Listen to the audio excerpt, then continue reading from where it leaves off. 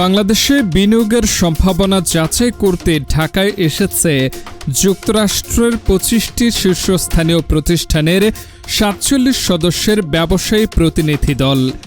জ্বালানি, বিদ্যুৎ, তথ্য প্রযুক্তি, অবকাঠামো, আর্থিক সেবা ও লজিস্টিক্স সহ বিভিন্ন খাতে বিনিয়োগের সুযোগ খতিয়ে দেখবেন তারা। আজ মঙ্গলবার রাজধানীর আগারগাঁওয়ে বাংলাদেশ বিনিয়োগ উন্নয়ন কর্তৃপক্ষ বিডা এর সঙ্গে বৈঠকের মাধ্যমে প্রতিনিধি দলের আনুষ্ঠানিক কার্যক্রম শুরু হয়েছে।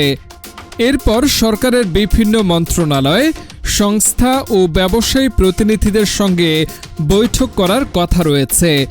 সংশ্লিষ্টরা জানান, সফরে এখনও কোনো প্রতিষ্ঠান নির্দিষ্ট বিনিয়োগের অঙ্ক বা প্রকল্প ঘোষণা করেনি। তাই এটিকে সরাসরি বিনিয়োগের প্রতিশ্রুতির চেয়ে সম্ভাব্য খাত ও ব্যবসার পরিবেশ যাচাইয়ের প্রাথমিক উদ্যোগ হিসেবে দেখা হচ্ছে।